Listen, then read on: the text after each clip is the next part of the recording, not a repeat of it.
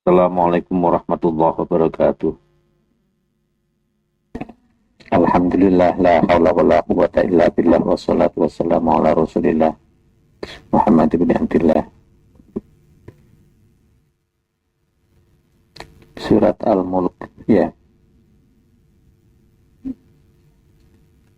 Ayat berapa? 7 sudah selesai. Kemarin ada tugas itu ya. Apa cirinya orang kafir? Ya. Apa cirinya orang kafir?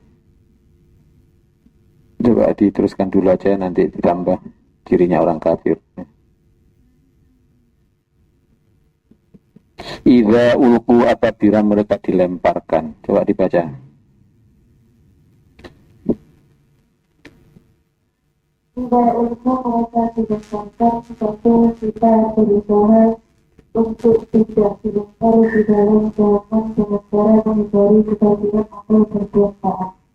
Antara lain salat, zakat, puasa, berbuat baik, dan berpikir belajar dan mengajarkan Al-Quran, sabar dan menerima kebetulan kembali dari sisi dunia. Jadi idza ulqu, apabila mereka dilempar, apabila mereka orang kafir dilempar, maksudnya dilempar ke neraka jahanam. Kita berusaha untuk menghindari dilempar ke neraka jahanam sebagaimana orang kafir. Itu sangat bahaya. Kita hidup di dunia itu tidak lama loh, sebentar sekali. Pada waktu orang meninggal di dunia itu ditanya oleh Allah, kamu berapa tahun tinggal di dunia? Kamu berapa tahun tinggal di dunia? Kemudian orang itu menjawab, berapa tahun? Kira-kira jawabannya. Berapa tahun kamu tinggal di dunia? Orang yang sudah meninggal di dunia, mulai tanya, kamu tinggal di dunia dulu berapa tahun? Jawabannya apa? Tidak ada tahunan ya Allah, paling 1 hari atau 2 hari. Terus dikomentari oleh Allah apa? Kamu tidaklah 1 hari 2 hari tinggal di dunia. Kamu enggak apa-apa sih, berkali-kali sampaikan. Ya.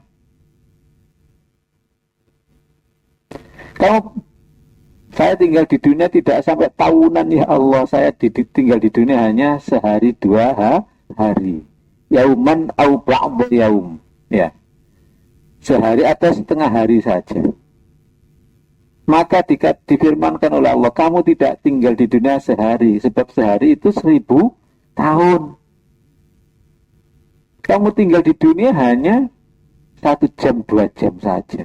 Jika umur kita itu di dunia 83 tahun, maka berarti tinggal di dunia 1 jam. 1 jamnya akhirat. Orang tua kamu rata-rata berapa jam? Ada 1 jam. Yang sudah meninggal ada 1 jam. Bunyi sepuh itu paling nggak ada 1 jam masih. Ya Yakub itu 60 tahun, 63 tahun atau berapa? Berarti tidak ada 1 jam. Ya itulah di dunia ini. Sangat sebentar.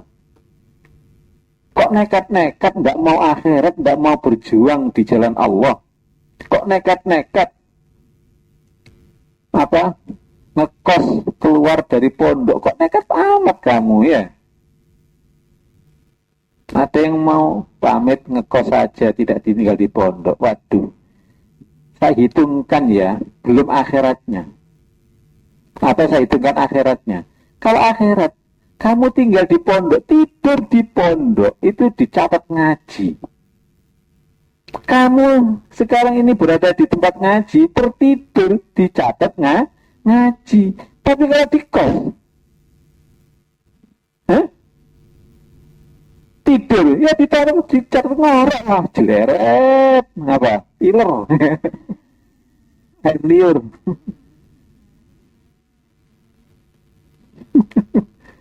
Ya apa ya, beda jauh lah.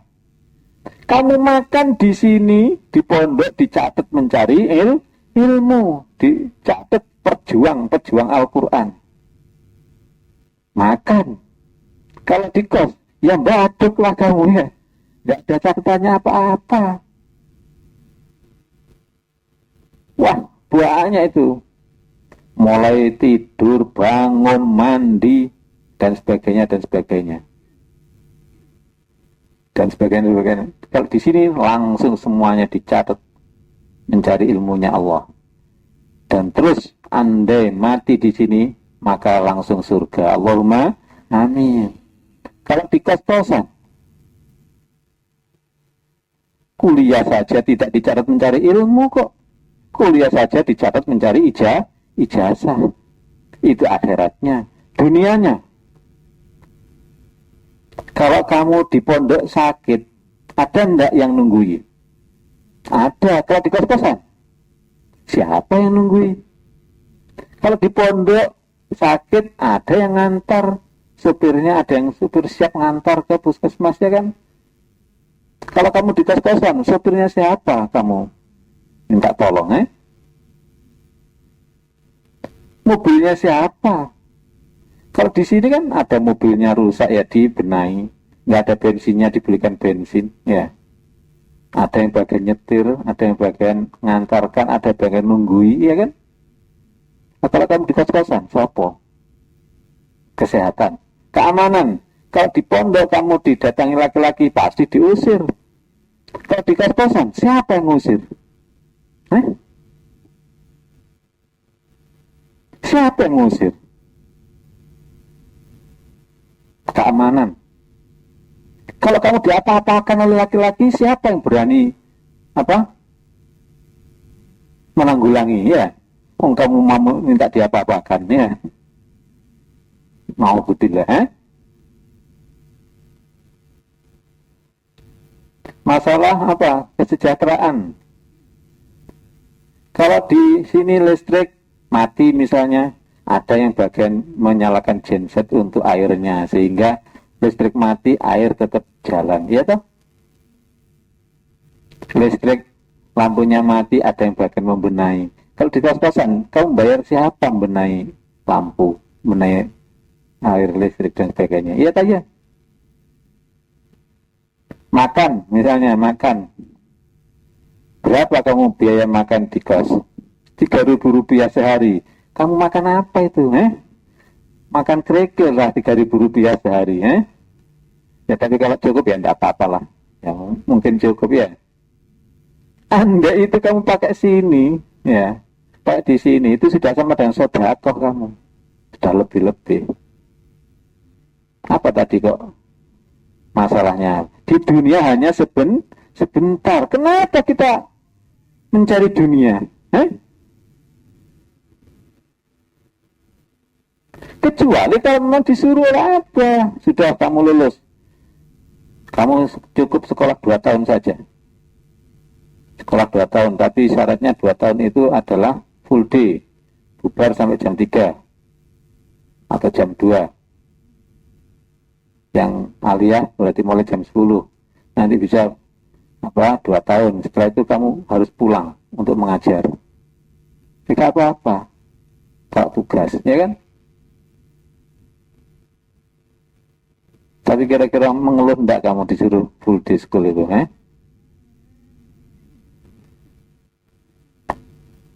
Kalau enggak mengeluh ya sekarang aja dicoba, ya.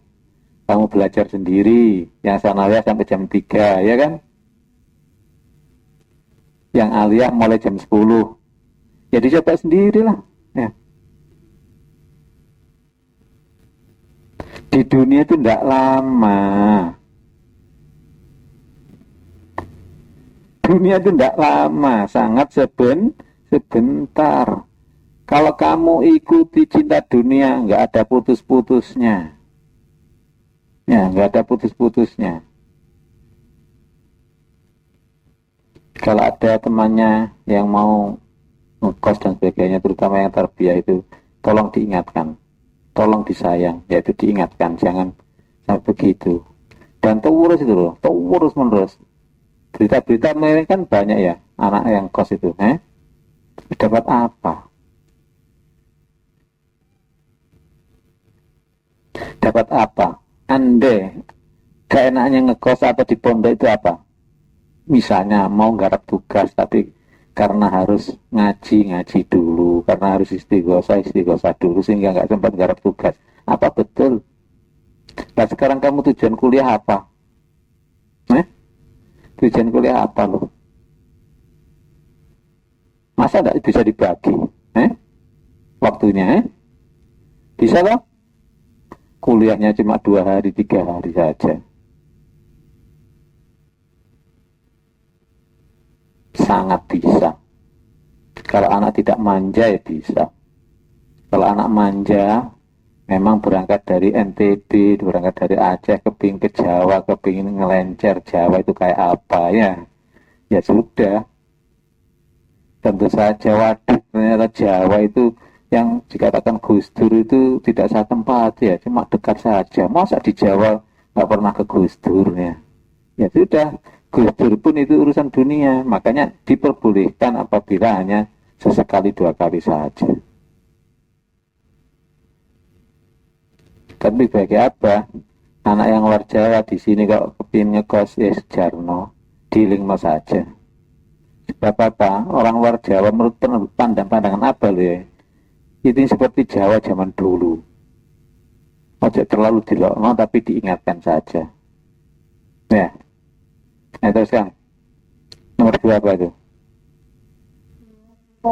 cerita tentang pengantaran ke dalam neraka jahanam yang didengar di dalam neraka, omong-omongan ahli neraka dan sebagainya dari berbagai segi.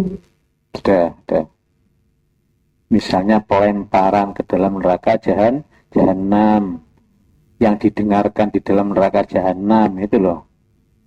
Apa yang didengar di neraka jahanam itu diceritakan, sering diceritakan. Sering kita omongkan itu. Itu pahalanya luar biasa. Ya.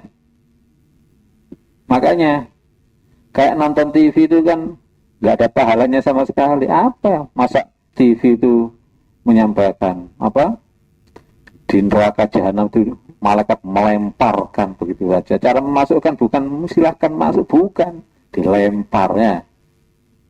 Paling di TV ya pokoknya guyon, orang yang mendengar itu ketawa gitu aja.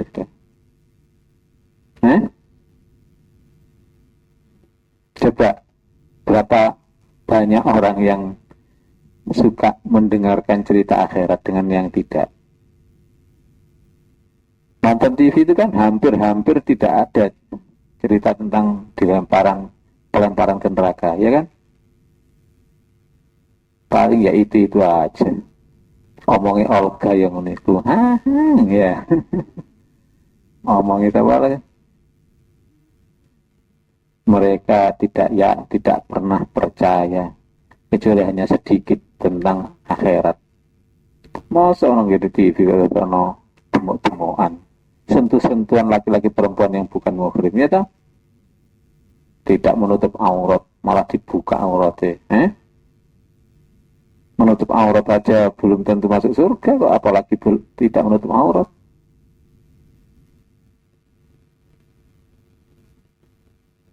Dan itu orang biasa mengatakan ya sudah biasa, yaitu justru apa?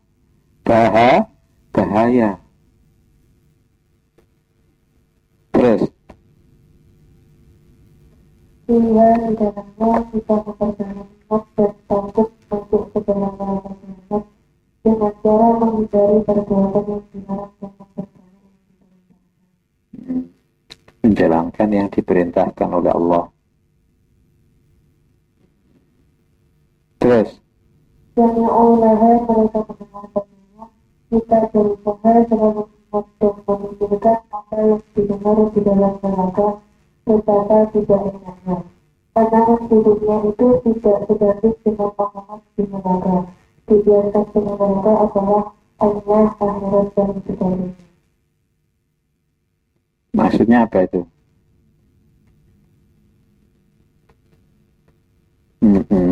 Misalnya diomongi oleh orang di dunia, difitnah orang di dunia, itu tidak enaknya, tidak sebanding dengan dibentak oleh malaikat di neraka. Sehingga kita sabar dengan omongan di dunia, omongan yang tidak enak di dunia. Seorang istri dibentak oleh suaminya, kalau ingat di neraka jahanam itu apa? Suaranya menyakitkan, maka tentu akan sabar dengan omongan suaminya di dunia, ya kan? Ya, ditambah itu apa? Agar jelas, sehingga kita sabar menghadapi omongan tidak enak di dunia, ya kan?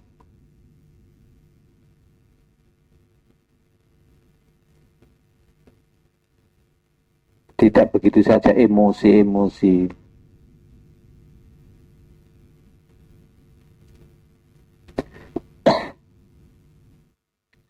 Terus sudah sami'u laha, ya, syahiqun,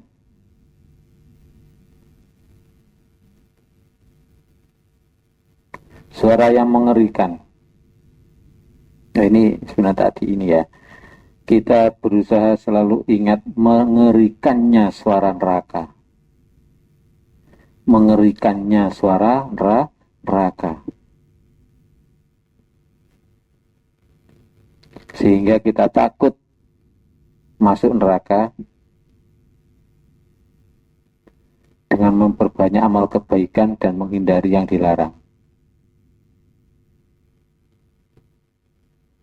Sehingga kita takut apa? Masuk neraka dengan menghindari apa? Nah, dengan berbuat kebaikan dan menghindari yang dilarang. Juga dengan menghindari suara tidak enak untuk orang lain. Suara tidak enak untuk orang lain, suara menyakitkan untuk orang lain gitu aja. Suara menyakitkan untuk orang lain. Sehingga kita menghindari suara menyakitkan untuk orang lain dan menghindari merasa sakit karena suara orang lain di dunia, karena suara yang menyakitkan, ya, dan menghindari merasa sakit walaupun mendengarkan suara menyakitkan.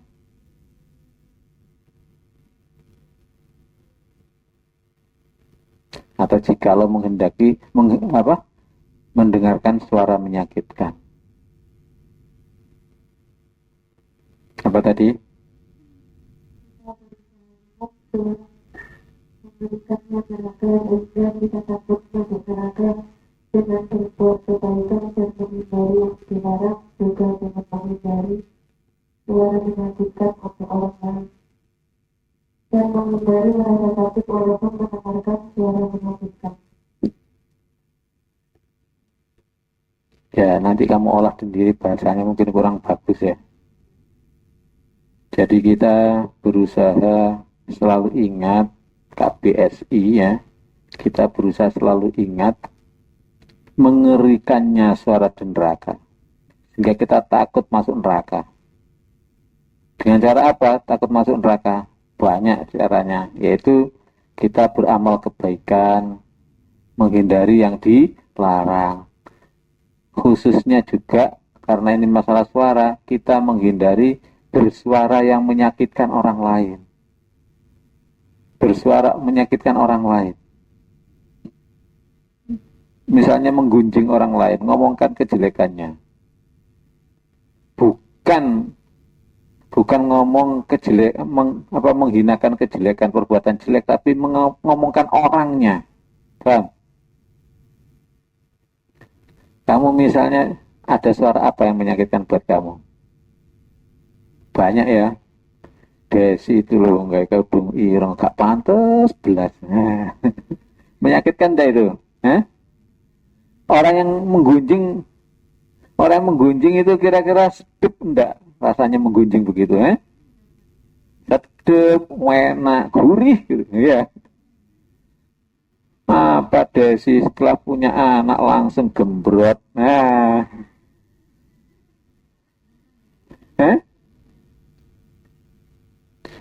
Sudahlah banyak kan suara yang menyakitkan. Nah, kita menghindari membuat atau bersuara yang menyakitkan orang lain. Walaupun itu guyon, apalagi tidak guyon. Kadang-kadang ojo guyon ngono. Saya tidak guyon kok loh. Tebah nemang kamu nerakanya.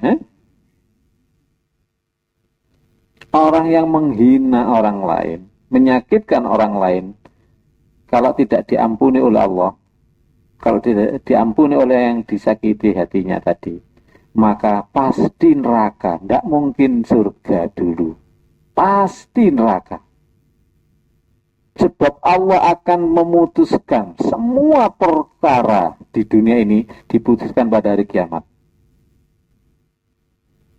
Ngomong, Desi setelah melahirkan gembrot, ya. Nanti di akhirat itu, di hari kiamat, diputuskan, dipanggil, kamu dulu pernah ngomong begini. Menyakitkan kan kamu? Iya, tapi begini, guys, tapi ya sudah neraka kamu. Atau apa? Kamu ditambahi dengan dosanya Desi yang kamu ngomongin, ya. Ditambahkan kepada dia yang ngomongin tidak enak tadi. Seluruh omongan pasti diurus oleh Allah. Sekecil apapun. Seorang istri mengatakan pada suaminya, kamu selingkuh ya mas? Nah, kamu selingkuh ya? Sudah, nggak usah dijawab, pokoknya kamu selingkuh. Ada bukti-buktinya kok. Ya sudah, nanti kalau dipasrahkan pada Allah, maka di akhirat, di hari kiamat itu, si istri tadi dipanggil. Kamu dulu menuduh suamimu selingkuh. Menyakitkan sekali pada suamimu. Maka kamu dijatah neraka sekian. Ya sudah. Siapa yang pernah mengatakan pada suaminya begini? Pasti yang belum punya suami nggak pernah mengatakan itu ya.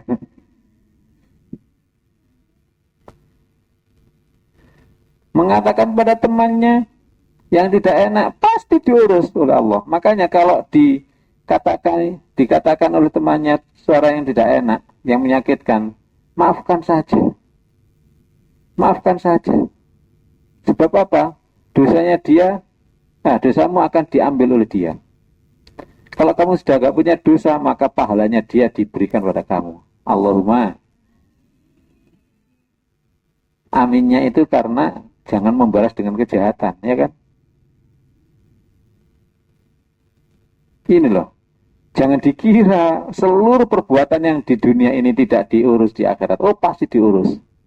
Ngomong sekali ngomong saja, itu diurus di akhirat. Dan Allah yang ngurus. Pasti benarnya. Kamu senyum saja pada temanmu, diurus nanti di akhirat. Yaitu apa? Dibalas dengan surga. Allahumma amin. Kamu cemberut pada temanmu, diurus juga di akhirat. Fallahu yahkumu bainahum yaumal qiyamah. Ingat pembicaraan. Makanya pembicaraan itu di hati-hati.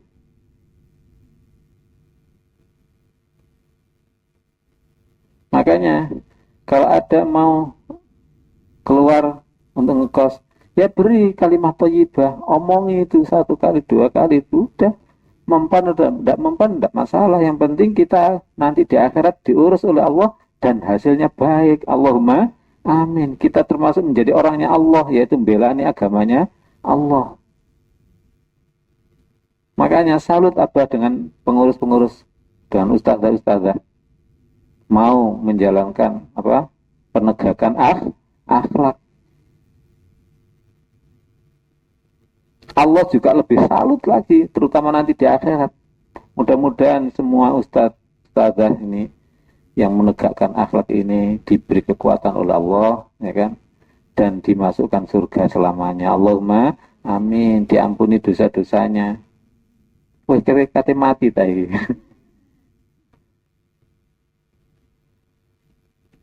Sami'u laha syahiqah wa hiya tafur, dan itu adalah Menggelegak.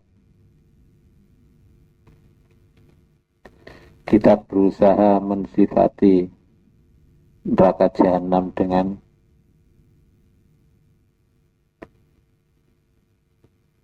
sifat yang jelek-jelek, misalnya menggelegak dan sebagainya. Jadi pokoknya ngomong jahanam, hal-hal yang jelek-jelek, jahanam semuanya, gitu aja. Suara yang menyakitkan, suara yang tidak enak, itu semuanya jahanam. Coba penting atau penting ngaji cara mengamalkan Al-Quran ini. Sangat penting kan? Makanya hafal ya, silahkan hafal. Tapi yang penting lagi adalah mengamalkannya. Sebab mengamalkannya itu kadang-kadang berupa KBSI, apa? Kita berusaha selalu ingat.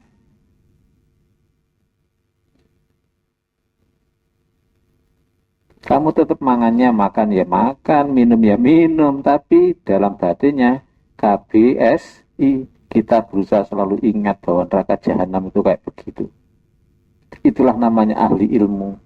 Nanti kalau sudah banyak ingatnya, maka imannya ditambah, cahaya kamu akan ditambah. Ya, makanya Abah membatasi jika laki-laki mau nikah dengan santri putri sini, maka laki-laki harus mondok di sini dulu. Ya. Kenapa? Kalian diprotek. Diprotek itu dilindungi. Jangan sampai kalian nanti masuk neraka. Naudzubillah. Tadi ada ceramah di radio rekaman ya. Perempuan dinikahi oleh yang cinta dunia itu lebih bahaya daripada dinikahi ular kobra, ya kan? Ya, yang mendengarkan radio. Wanita dinikahi oleh orang yang cinta dunia itu lebih bahaya daripada dinikahi oleh ular kobra. Sebab ular kobra kalau menyembur maka jasadnya yang mati, ya kan? Tapi kalau orang cinta dunia masuk neraka jahanam, naudzubillah. Ya. Tapi pernahkah sadar seperti itu? Nah, kok gak gelem dilamar sih, jeneng wis padha karo apa datono gak agak nikah ya. Wis sing lamar, Assalamualaikum warahmatullahi wabarakatuh.